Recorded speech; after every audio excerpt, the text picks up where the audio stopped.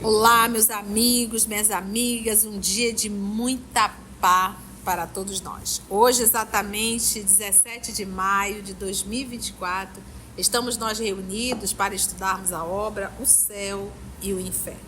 Esse trabalho, a leitura, está sendo conduzido pelo nosso querido amigo Augusto, ajudando nesse trabalho que é do Cristo. Vamos iniciar fazendo a nossa prece de gratidão, que será realizada pelo nosso irmão Wesley. Logo depois, o nosso querido amigo Augusto irá fazer a recapitulação do nosso último estudo e adentrar no novo item da obra O Céu e o Inferno. Vamos orar? Querido Pai, mais uma vez aqui estamos para estudarmos esta obra codificada por Allan Kardec, um dos seus 5 livros.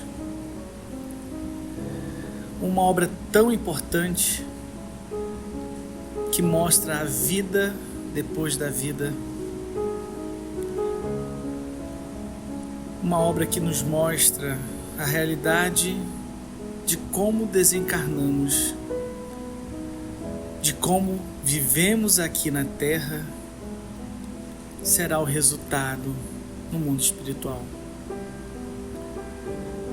Quantas as vezes falamos, quando vivíamos na ignorância, e ouvimos de pessoas próximas, nunca ninguém voltou para dizer como é do outro lado. E essa obra nos mostra exatamente isto. Quantas pessoas já voltaram e nos deram mensagens? Quantas pessoas já tentaram nos instruir, mostrando o caminho a seguir, seja nos seus exemplos no erro, sejam nos seus exemplos também nos acertos. Rogo inspiração para todos aqueles que participarão desse estudo, aqui, em casa, pela internet, para o entendimento, que possamos extrair o melhor e internalizar, agir de acordo com o que o Senhor espera da gente, sempre no caminho do bem. Obrigado, Pai, que assim seja. Vamos lá, Augusto? O professor Allan Kardec, no item 13, ele nos fala nas atribuições dos espíritos que são proporcionais ao seu progresso, às suas luzes, às suas capacidades, experiências e grau de confiança que inspiram ao soberano Senhor, ao nosso Pai. Ele nos diz que as missões mais importantes são confiadas àquele que Deus julga capazes de as cumprir e incapazes de falhar ou comprometê-las. Enquanto alguns espíritos superiores compõem o Supremo Conselho sob as vistas de Deus, a outros é atribuídas a direção de turbilhões planetários e a outros de mundos especiais. Depois, pela ordem de adiantamento e subordinação hierárquica, as atribuições mais restritas dos prepostos aos progressos dos povos, à proteção das famílias e indivíduos, ao impulso de cada ramo de progresso, às diversas operações da natureza, até os mínimos detalhes da criação. Ele nos diz que neste vasto e harmonioso conjunto existem ocupações para todas as capacidades, aptidões e esforços de boa vontade, que são um meio de adiantamento para os espíritos que desejam elevar-se.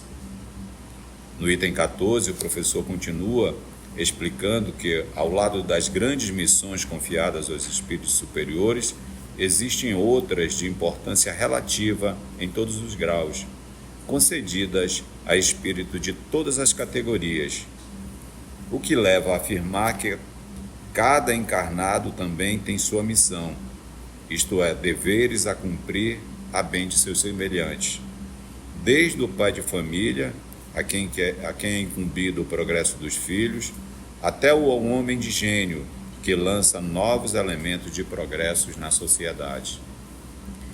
e ele termina nos dizendo, no item 14, e que é nessas missões secundárias que se verificam desfalecimento, as prevaricações e renúncias, mas que, embora prejudiquem o indivíduo, não chega a afetar o todo.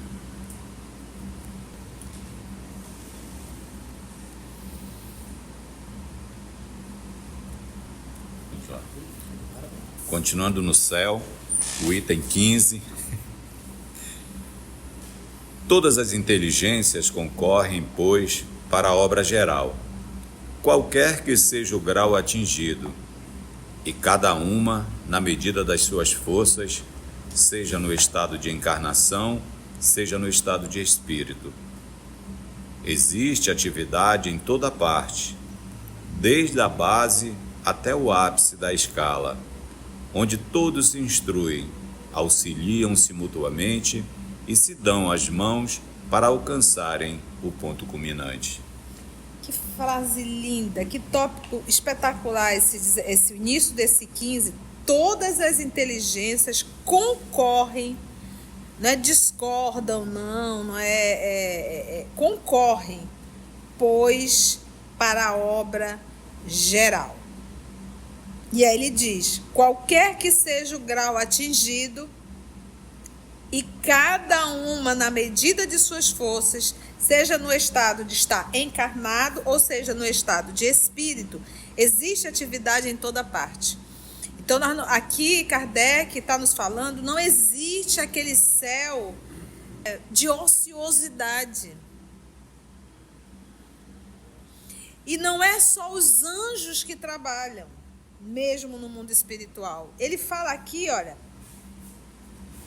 de suas forças, seja no estado de encarnação, ele diz assim, ó, para a obra geral, todas as inteligências concorrem, pois para a obra geral, qualquer que seja o grau atingido. Então a gente vai ver o André Luiz trabalhando, a gente vai ver o Alexandre trabalhando, o Clarencio trabalhando, a gente vai ver, então, ou seja, uma Narcisa.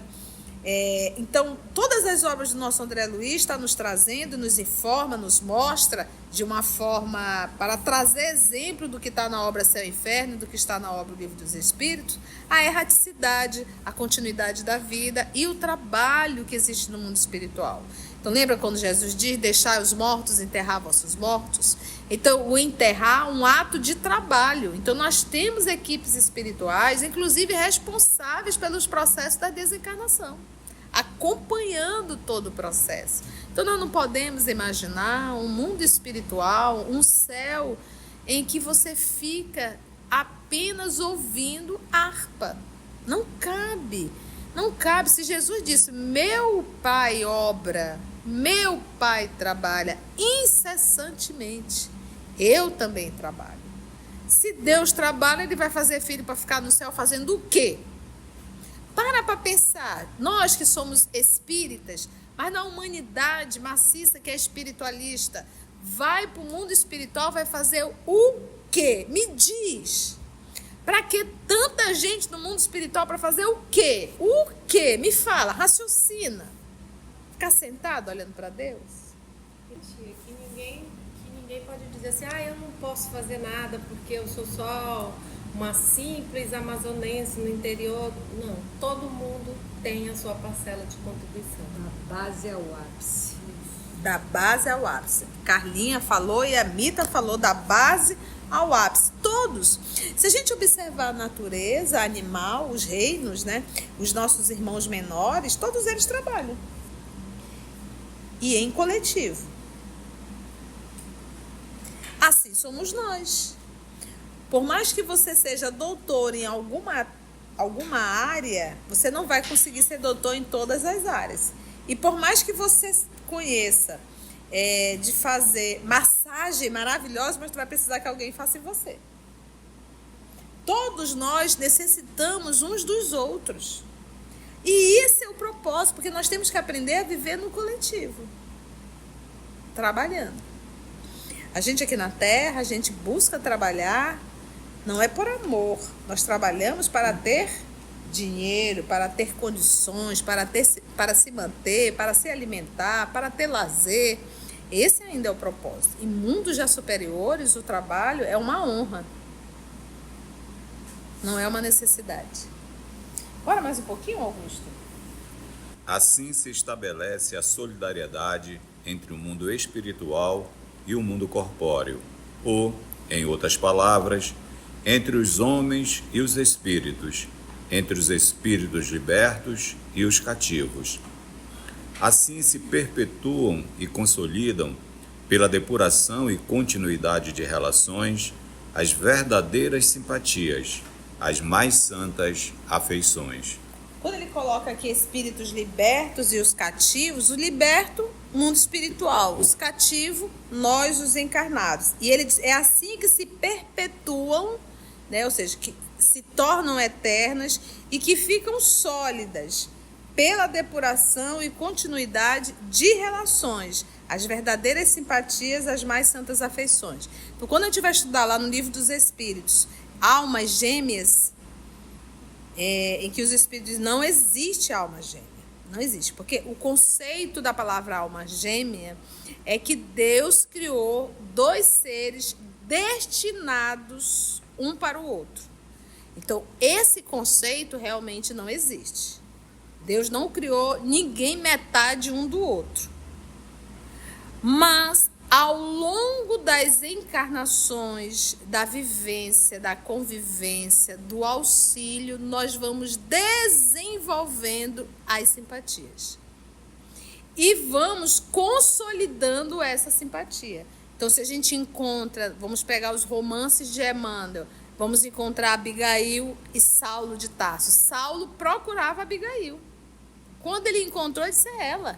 Então, a gente já percebe que são almas que se conheciam previamente de outras existências. Nós vamos encontrar o senhor Públio Lentulus e a senhora Lívia. Almas, tanto é que ele inclusive fez uma música, Alma Gêmea de Minha Alma, né? Coisa mais linda essa música. Então são almas que realmente se construíram ao longo das encarnações esse amor. E se nós acompanharmos as demais reencarnações, Emmanuel veio só. Por quê? Porque agora ele precisa desenvolver. Ela chegou num nível bem mais evoluído que ele. E essas almas, elas não buscam mais, elas se completam, elas estão juntas, sabe? O amor está aqui dentro, então não reencarna para buscar alguém. Sabe o que precisa buscar? Que é realmente a sua reforma, a sua evolução, para encontrar o seu grande amor, que já está. Entende? Então é isso que nós temos que entender. Às vezes, numa encarnação, a gente não constrói uma família, né? Casamento, filhos, essa outra coisa, porque isso não é uma necessidade. Agora, se você fica chorando e se lamentando por não ter construído, aí isso é uma expiação. Porque quase sempre eu não tenho aquilo que outrora eu não valorizei. Por isso que a gente tem que voltar para o nosso mundo íntimo para ver o que a gente sente. Para identificar se isso me faz sofrer muito. Obviamente, isso é um processo expiatório. Mas se você lidar na boa, é porque aquele que realmente, ou aquela realmente que te completa, nesse processo das existências, não está encarnado. Ou está em outro estado e vocês não se encontraram. E por que é necessário, às vezes, essa separação temporária? Para justamente a gente evoluir mais ainda. Porque se encontra, pronto, os dois se planificam, querem ficar juntos e vamos fazer aqui uma casinha. E o propósito é realmente a gente estender esse laço.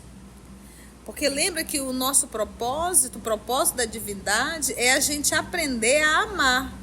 Não a uma pessoa, mas uma humanidade. E é esse o convite.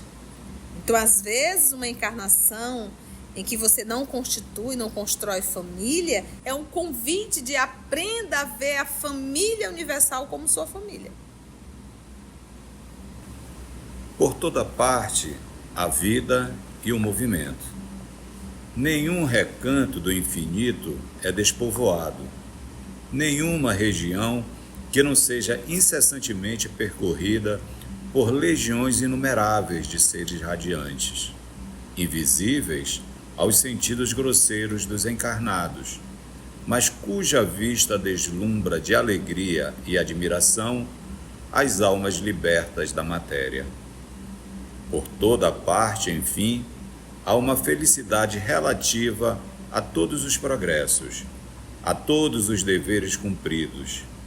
Cada um traz consigo os elementos de sua felicidade, em virtude da categoria em que se coloca pelo seu grau de adiantamento. Lembrando, né, o Augusto, que nós estamos falando do quê? Do céu. Do céu. O céu, gente, na condição de uma metáfora, né? Céu é um símbolo, né? Mas mostra, ou seja, aqueles que, de certa forma, tiveram uma vida relativamente boa e que se encontram em colônias espirituais relativamente boas. Conforme o nosso grau de evolução, aí vai mostrar qual a colônia espiritual que nós vamos estar temporariamente, né? Porque a gente vai ter que reencarnar de novo, né? Por toda parte, enfim, há uma felicidade, mas uma felicidade o quê? Relativa a todos os progressos. Então, uns mais, outros menos. E essa felicidade é o quê? Deveres cumpridos. Cada um traz consigo os elementos de sua felicidade, em virtude da categoria que se coloca pelo seu grau de adiantamento. Então, não é uma felicidade que está lá, está pronta para você. É uma felicidade que você construiu, que está dentro de si.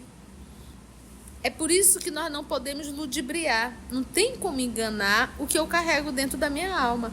Você consegue dormir sabendo o que você fez de errado? Às vezes a gente não fica em paz por uma palavra que a gente disse, a gente, puxa vida, não devia ter falado isso, não devia ter falado isso, e você fica desesperado o dia todo.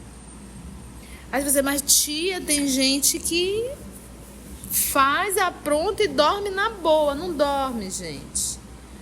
É por isso que hoje o nosso Brasil é um dos países que mais consome medicação para dormir. O povo usa uísque, drogas, porque não consegue dormir.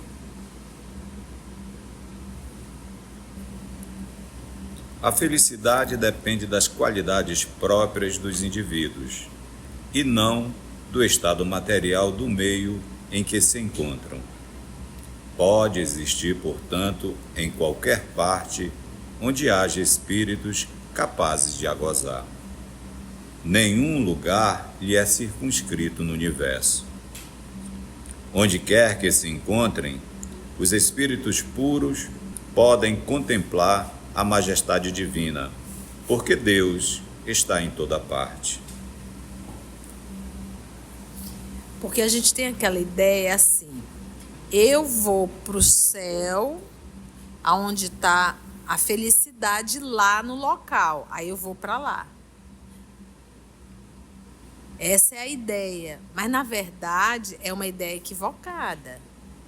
O céu, ou seja, essa felicidade que é resultado do dever cumprido, da paz interna, ela é dentro, ela é interna. Em qualquer lugar que eu possa estar, essa paz está comigo. Vamos trazer um exemplo. Quando você não está bem contigo, você está insatisfeito, você carrega encrencas internas, você acha que mudar de estado vai resolver alguma coisa. Você vai mudar de estado, mas você se leva. A mesma pessoa que está aqui do norte, ela vai para o sul.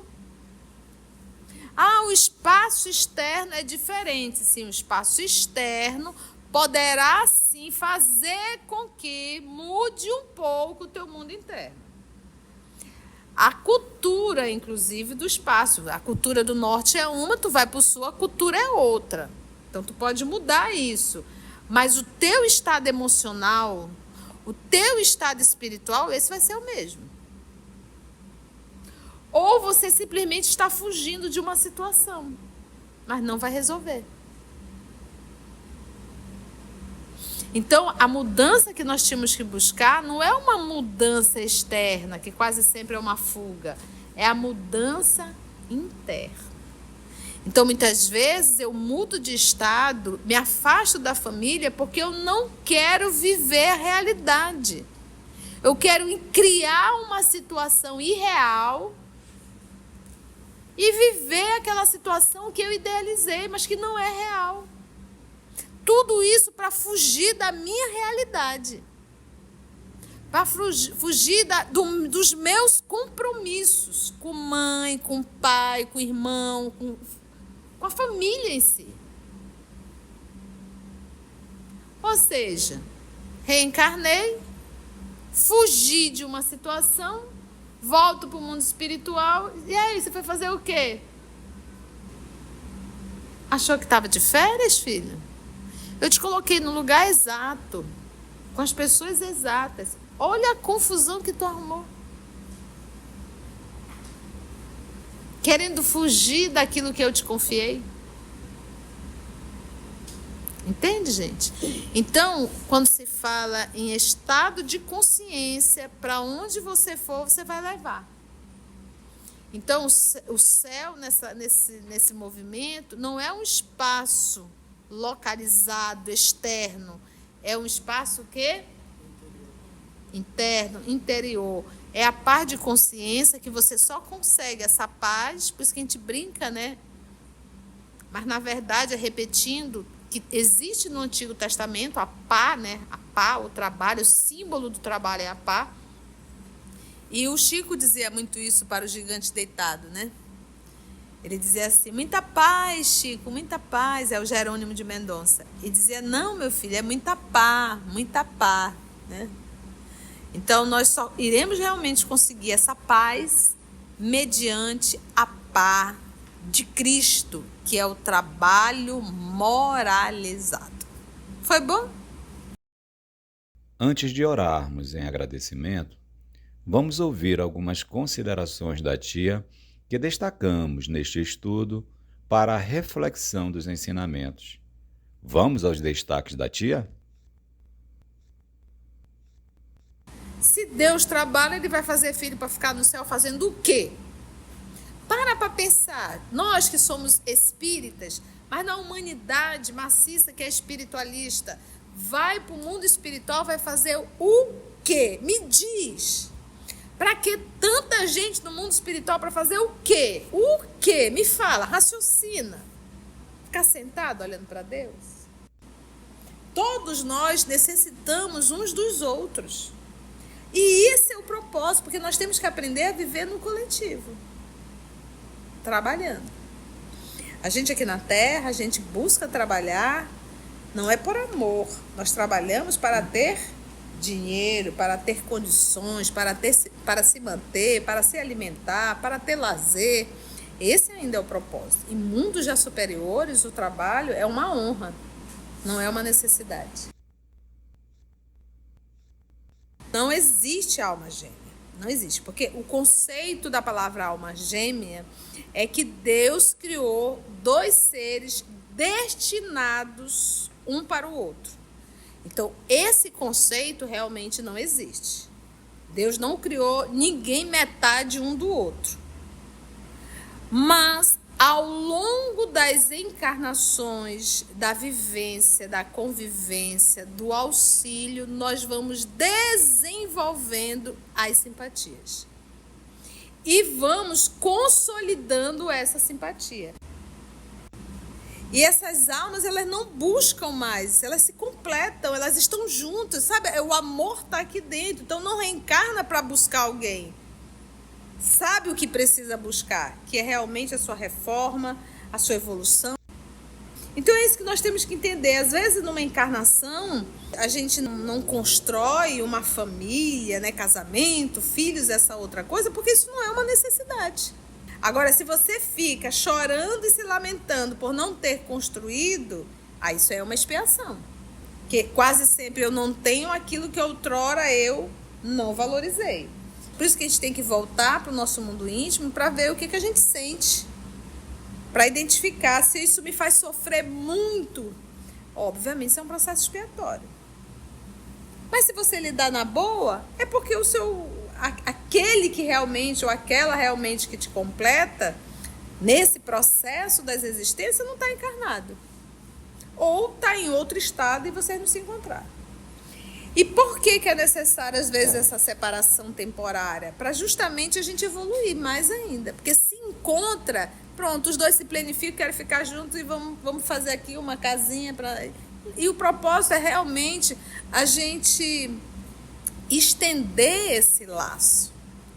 Porque lembra que o nosso propósito, o propósito da divindade, é a gente aprender a amar. Não a uma pessoa, mas uma humanidade.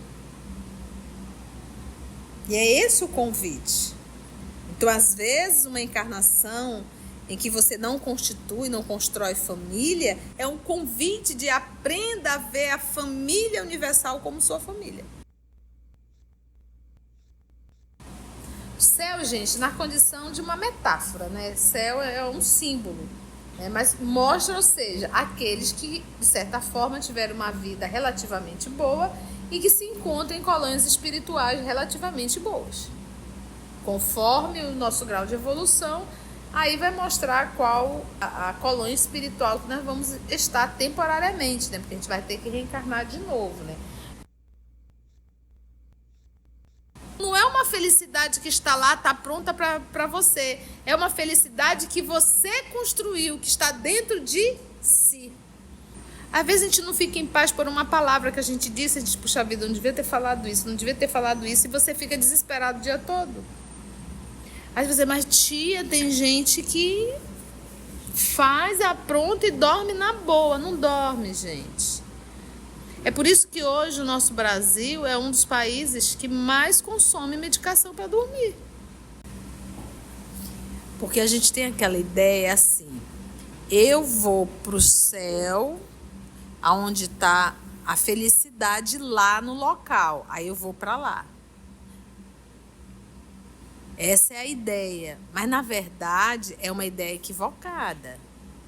O céu, ou seja, essa felicidade que é resultado do dever cumprido, da paz interna, ela é dentro, ela é interna. Em qualquer lugar que eu possa estar, essa paz está comigo. Então, a mudança que nós tínhamos que buscar não é uma mudança externa, que quase sempre é uma fuga. É a mudança interna. Então, muitas vezes, eu mudo de estado, me afasto da família, porque eu não quero viver a realidade. Eu quero criar uma situação irreal e viver aquela situação que eu idealizei, mas que não é real. Tudo isso para fugir da minha realidade. Para fugir dos meus compromissos com mãe, com pai, com irmão, com a família em si. Ou seja, reencarnei, fugi de uma situação, volto para o mundo espiritual, e aí, você foi fazer o quê? Achou que estava de férias, filho? Eu te coloquei no lugar exato, com as pessoas exatas. Olha a confusão que tu arrumou. Querendo fugir daquilo que eu te confiei. Entende, gente? Então, quando se fala em estado de consciência, para onde você for, você vai levar. Então, o céu nesse movimento não é um espaço localizado, externo. É um espaço que? Interno, interior. É a paz de consciência que você só consegue essa paz, por isso que a gente brinca, né? Mas, na verdade, repetindo, que existe no Antigo Testamento a pá, né? A pá, o trabalho, o símbolo do trabalho é a pá. E o Chico dizia muito isso para o gigante deitado, né? Ele dizia assim, muita paz, Chico, muita paz. É o Jerônimo de Mendonça. E dizia, não, meu filho, é muita pá, né? Então, nós só iremos realmente conseguir essa paz mediante a pá de Cristo, que é o trabalho moralizado. Se você chegou até aqui o final, deixa seu comentário. É muito importante a gente poder ler o teu comentário. Não esqueça de curtir para que possa divulgar a página. dá o seu like, né? E, se possível, faça a sua inscrição no nosso canal e toca o sininho.